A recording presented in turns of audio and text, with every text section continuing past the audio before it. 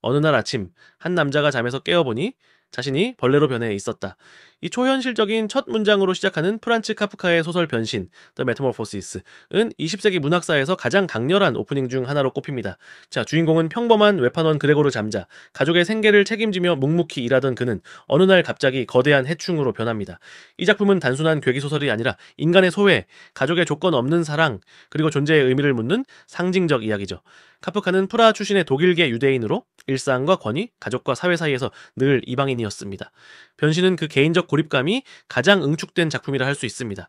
이 소설이 던지는 질문은 단순하지만 무겁습니다. 우리가 유용성을 잃었을 때 여전히 사랑받을 수 있을까?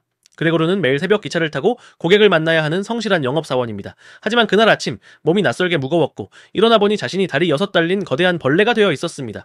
그는 출근 시간을 놓칠까 허둥대며 몸을 움직이려 하지만 가족들은 방 밖에서 불안과 공포에 휩싸입니다.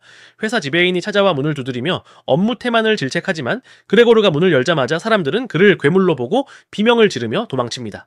가족들은 충격에 빠집니다. 아버지는 몹시 분노하고 어머니는 기절하며 여동생 그레테만이 처음에는 약간의 연민을 보입니다. 그녀는 음식을 방에 가져다주고 조심스레 치워줍니다. 그러나 시간이 지날수록 가족의 시선은 점점 변합니다. 가족의 생계는 무너지고 아버지는 다시 은행 하급직으로 일하며 어머니는 옷을 꿰매며 돈을 법니다. 그레테도 일하게 되죠. 그레고르는 이제 쓸모를 잃은 존재가 됩니다. 그의 방은 더럽혀지고 가구가 치워지며 가족에게 그는 짐이 되어갑니다. 그레고르에게 남은 유일한 위안은 여동생 그레테였습니다.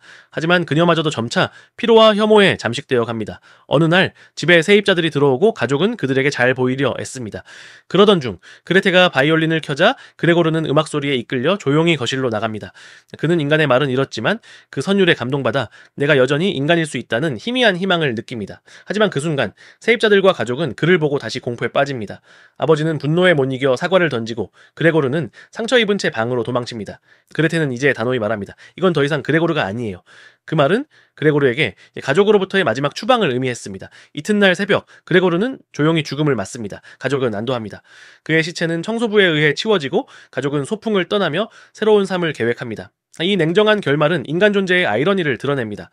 카프카는 벌레로 변한 남자를 통해 가족의 사랑조차 조건적일 수 있다는 현실을 보여줍니다. 그리고 사회는 우리를 유용할 때만 인정하는 구조임을 냉정히 고발합니다. 변신은 질문을 남깁니다. 우리가 쓸모없다는 이유로 사랑받을 자격을 잃는다면 인간다움은 어디서 오는가? 자, 가족, 회사, 사회는 우리를 사람으로 보는가, 기능으로 보는가, 그리고 나는 내 주변에 그레고르를 어떻게 대하고 있는가? 카프카의 변신은 그렇게 단 한 사람의 고립된 죽음을 통해 인간 존재 전체의 불안과 부조리를 비추는 거울이 됩니다.